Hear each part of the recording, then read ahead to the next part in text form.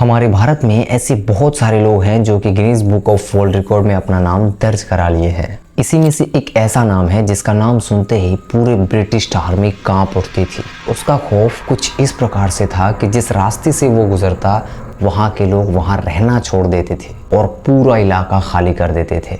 ये नाम था दुनिया के सबसे खतरनाक सीरियल किलर ठग बहरम के।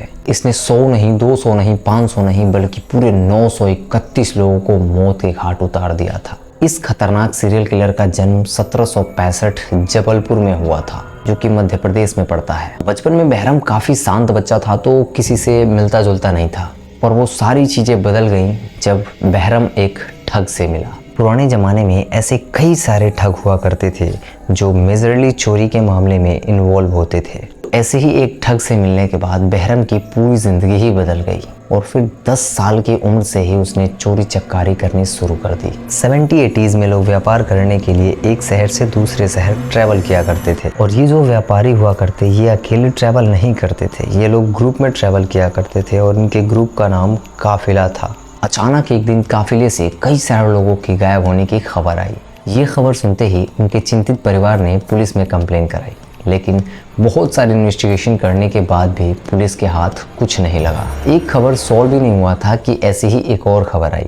एक के बाद एक करके ऐसी ही खबरें मिलती जा रही थी एंड लोग दिनों हफ्तों सालों तक नहीं मिल पा रहे थे। अब आप लोग के दिमाग में भी डाउट चल रहे होंगे कि आखिर ये लोग जाते कहाँ थे। आपको जान के हैरानी होगी कि इन सब के पीछे ठग बहरम का हाथ था, पर वो अकेले नहीं था। उसके जैसे उसके ग्रुप में 200 और ठग शामिल थे। जब ये ट्रैवलर्स काफिले के लिए रवाना होते तब ये ठग एक एक करके उनसे जुड़ते, धीरे धीरे उनको अपनी मीठी मीठी बातों में फंसाकर और फिर उनको मार देते। ये ठग इतने शातिर थे, अपना काम इतना स्मूथली करते कि किसी को भी कानों कानों खबर नहीं लगती थी। इनके मारने का भी पैटर्न फिक्स था और हर एक ठग का काम उनके अकॉर्डिंग बंधा हुआ था। बहरम ने सबको वार्निंग दिया था कि वो लोग तब तक अटैक ना करें जब तक कि काफिरों से ज़्यादा संख्या ठगों की ना हो जाए। फॉर एग्जाम्पल, अगर किसी काफिरे में 50 लोग हैं तो ये ठग तब तक उन पर अटैक नहीं करते जब तक कि इनकी संख्या 50 से ज़्यादा ना हो जाए। एक बार जब इनकी संख्या ज़्यादा हो जाती तो ये जंगल में जाकर रात के समय गीदड़ों की आवाज़ निकालते और अपने साथियों को ये सिग्नल दे देते कि हर एक ठग एक एक इंसान को पकड़ ले, और फिर बहरम आता था और उन सबको अपने पीले रुमाल से मार देता था। इसका हथियार ही पीला रुमाल था। इस रुमाल में बहरम सिक्का लगा के लोगों के गले में लगाकर मार देता था। ऐसा करके वो पूरे काफिले को ख़त्म कर देता और ये सारे ठग मिलकर उन सारी बॉडीज़ को या तो दफना देते या फिर कुएं में फेंक देते। आप लोग के भी दिमाग में ये आ रहा होगा कि दुनिया में इतने सारे खूंखार हथियार हैं, लेकिन आखिर बहरम रुमाल से ही क्यों लोगों को मारता था? इसका जवाब है कि बहरम को खून खराबा पसंद नहीं था और वो खून खराबे से उसको बहुत डर लगता था। अब आप सोचोगे कि जब इसे खून खराबा पसंद ही नहीं था तो फिर ये लोगों को क्यों मारता था? क्योंकि इनका मेन मोटिव लूट था और ये काफिरों को इसलिए मारते थे क्योंकि वो काफिरे किसी और से जाके ना बता दें। बहरम का खौफ हमारे इंडिया में काफ़ी तेज़ी से फैल रहा था कि तभी ब्रिटिश आकर हम पर कब्जा कर लेते हैं और ईस्ट इंडिया कंपनी को स्टैब्लिश करते हैं। पर बहरम जैसे खतरनाक सीरियल किलर को भला किसका डर था? वो रुका नहीं और कंटिन्यू करता रहा। बस अब की बार इस छोटा सा फ़र्क था, अब उसने एक अंग्रेज़ की बेटी से हाथ मिला लिया था जिसका नाम डोली था, और डोली काफ़ी खूबसूरत थी। सारे लोग उस पर पागल थे। आपको तो पता होगा कि पुराने ज़माने में लोग हुक्का के बहुत शौकीन थे, तो ये ठग सारे लोगों को हुक्के का नशा कराते, और जब सारे काफिले के लोग नशे में होते तब ये बहरम उनकी टीम चुपके से अपना काम कर लेते। इसी का फ़ायदा उठाते ठग बहरम और डोली दोनों ही काफिलों में जाते और डोली इन सारे काफिलों को सेल्यूस करती और बहरम सारा नाच गाना होता। कभी कभी तो ये ठग उनके खाने में धतूरा मिलाते, which was a poisonous plant.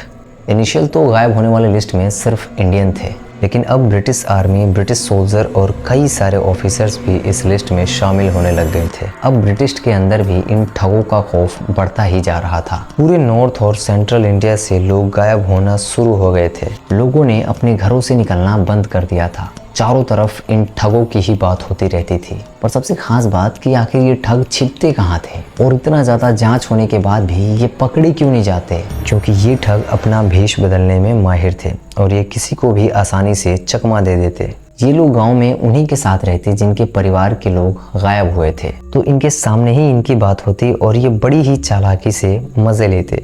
गांव में जब फसल लगाने की बात होती तो ये वहीं रहते और जब फसल बेचने की बात होती तो ये काफिले में बैठकर निकल जाते, ये कहकर कि हम इन फसलों को बेचने जा रहे हैं। ब्रिटिश बार बार इन घटनाओं को देखकर काफ़ी ज़्यादा टेंशन में आ गए थे एंड इतना ज़्यादा इन्वेस्टिगेशन करने के बाद भी जब हाथ में कुछ नहीं आया तब उन्होंने ब्रिटेन से एक काबिल डिटेक्टिव, काबिल ऑफिसर कैप्टन विलियम सीमेंस को बुलवाया। ये काफ़ी काबिल ऑफिसर थे।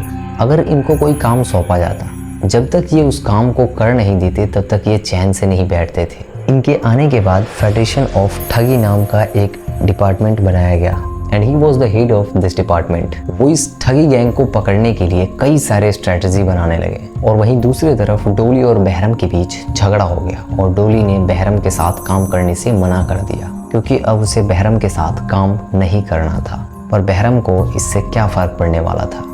उसने एक अंग्रेज जैसे दिखने वाले इंसान सर सैयद अली खान से हाथ मिला लिया। सर सैयद अली खान को लोग ब्रिटिश भी बुलाते because of his white colour and वो अपने गोरे रंग से कई सारे अंग्रेज़ों को भी चकमा दे देते। अब ये बहरम का लूटना दिन पे दिन बढ़ता ही जा रहा था और ये ब्रिटिश को भी लूटना चालू कर दिया था।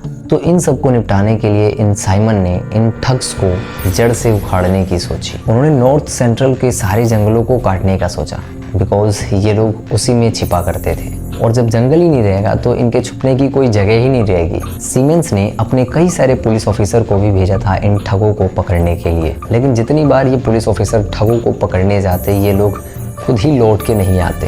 ये चिंता का विषय बन गया था अंग्रेजों के लिए क्योंकि अगर ऐसे ही ऑफिसर गायब होते रहे तो ब्रिटिश का डिफेंस काफ़ी ज़्यादा वीक हो जाएगा। इसके लिए सीमेंस ने एक और स्ट्रैटेजी बनाई। इन जासूसों को ये कहा गया कि बिना किसी ठगों को पकड़े हुए इनकी एक्टिविटीज़ को ऑब्जर्व करो और सारी चीज़ें सीमेंस को रिपोर्ट करो। ऐसा करते करते एक दिन सर सैयद अली खान सीमेंस के हाथ आ गया और उसे गिरफ्तार करके उसे पूछताछ करनी शुरू कर दी गई, लेकिन वो इतना ज़्यादा लॉयल था कि वो कुछ भी नहीं कहा। इसे सच उगलवाने के लिए सीमेंस ने कई सारे टेक्निक यूज़ किए और तब जाके उसकी फैमिली को बहुत ही खतरनाक तरीके से टॉर्चर किया जाता था।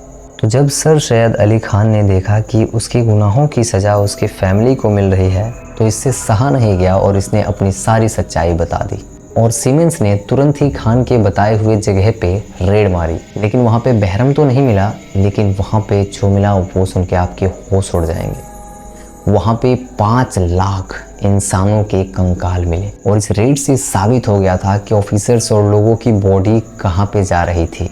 धीरे धीरे ऐसे ही रेड मार मार कर 200 ठगों को पकड़ लिया गया एंड इन द ईयर 1839 और इसके पीछे के मास्टरमाइंड ठग बहरम को भी पकड़ लिया गया। 74 साल की उम्र में इसे पकड़ा गया और जब इससे पूछताछ की गई तो इसने बताया कि 2 नहीं, 4 नहीं, 10 नहीं बल्कि पूरे 931 लोगों को हमने मारा है।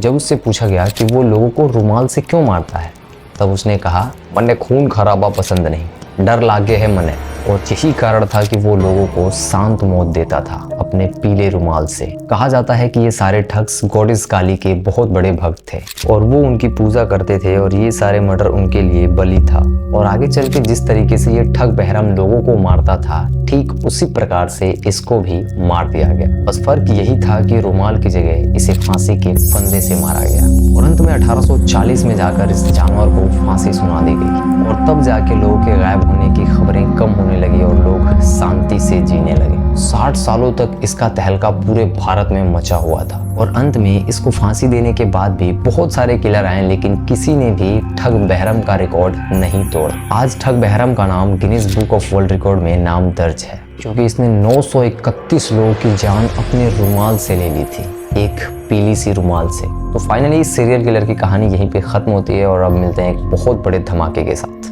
वीडियो में लास्ट तक बने रहने के लिए धन्यवाद।